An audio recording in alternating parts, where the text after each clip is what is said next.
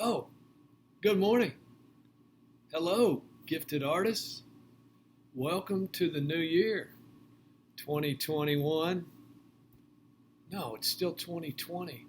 Oh, how could I forget? We're still in it. But welcome.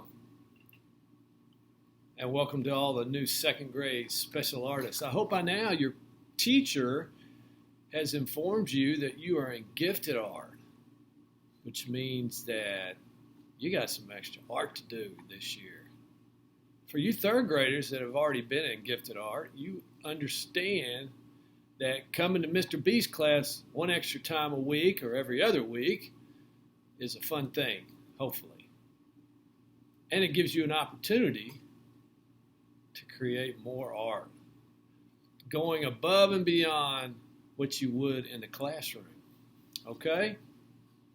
I want you to understand that if you have a piece of art at the gallery from last year, please go by the gallery and pick up that piece of art. It'd be a whole lot easier than them sending it to me and then trying to get it to you. So stop by the gallery on the square and see if they have your piece of art, third graders. Well, our first lesson is going to be about lines, which hopefully you've already seen my other video. And my other video went through all the different types of lines and all the different ways that you could create those lines. For today's lesson, what I want you to do is expand on that line activity that you did. The first activity was to create your name and all the different lines that you could put around your name. Hopefully you've already done that. In this one I used colored pencil. Today I want you to try to expand on that. If you have marker or paint, then that's the material that I want you to use. All right? And then I want you to create your name. That's the first thing I want you to do. Create your name.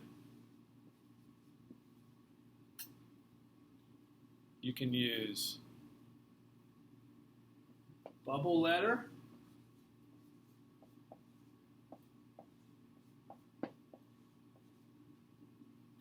or cursive.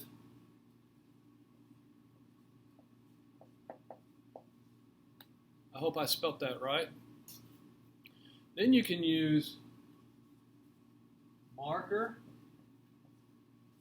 or paint. Okay? Now, this is how I would have done my cursive name.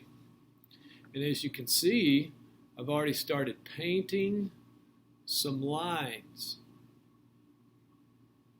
What kind of line? Yeah, wavy line, my favorite.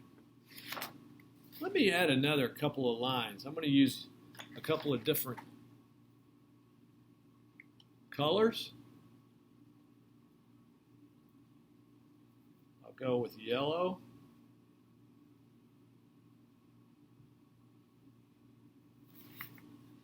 There's yellow. And let me see.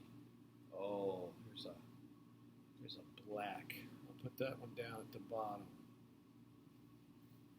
Just a wavy line across the bottom. So that's how you might do your name in cursive and use, in this case, watercolor paint. Doesn't matter what paint you use. Okay? Now,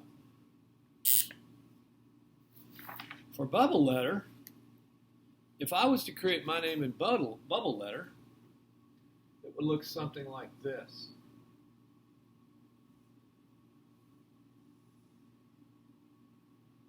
Okay, there's the M. And what I would do is come back and make a smaller M.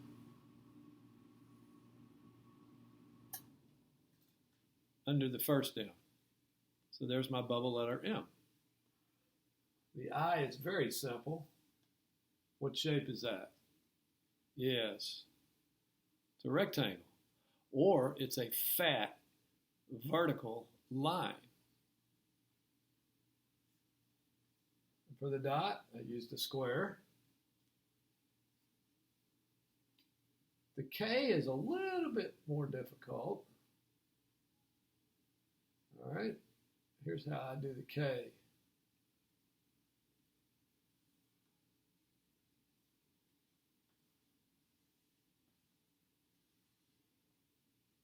So if you have a K in your name, that's what it's going to look like. And then the last is the E. I do a small e. Use an oval. And then go around that oval like a big C that connects to itself. All right, so that's how I would start out. Then what I did was I took my marker, a little crazy marker, used black, and this is what I came up with. Now, some of these look like shapes, and they could be shapes because of how big they are. But remember, we're talking about lines, and so I'm adding lines in all of my space. Okay, now you're going to see some empty spaces, like for instance right here and down here. You could fill this up with one color maybe. That would be the background. All right. Now let me show you what it's going to look like if I color one of my letters. I think I will use red. And I'm going to go into my M.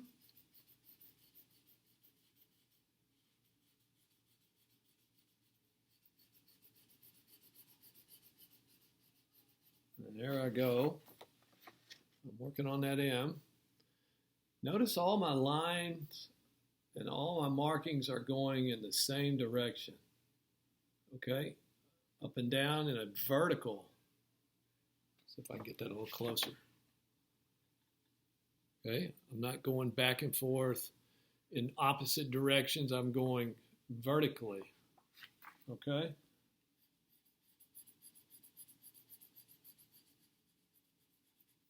So that would look like this. Oops, better get my dry erase marker. I would be going in this direction the whole time. All right. To me, it makes the outcome of the activity look a little better. I don't really want to go across like this now. All right, and then like this. I want everything to go up and down, maybe in this direction. And same with the K, going back and forth in this direction. All right, now you can do the same thing for the E. You just have to go a little slower. Okay, and then you come up with the various lines that you would like to put on your. You can use all the same.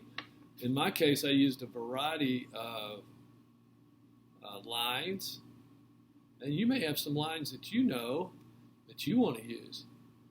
Who could tell me what this one is? It's a little bit different than this one. Yes, that's a dashed line. Look like little rectangles, but they're green and they're going up in the same direction in a diagonal. It's a diagonal dashed line. Yes, that's a dotted line. All right.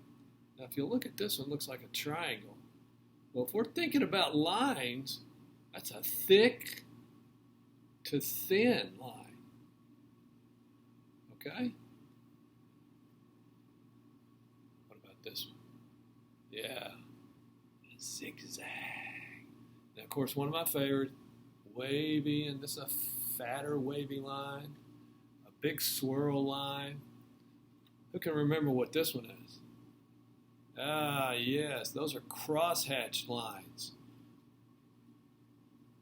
Going in a diagonal one way and then coming back across in a diagonal. Those are crosshatched. Okay? So, make sure you keep your gifted art activities, hopefully at the end of the year. Who knows? Maybe we'll be back in class.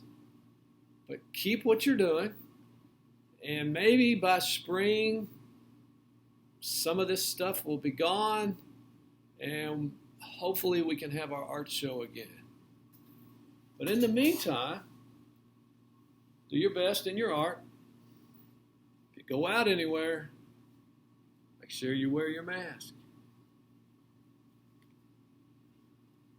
See you later.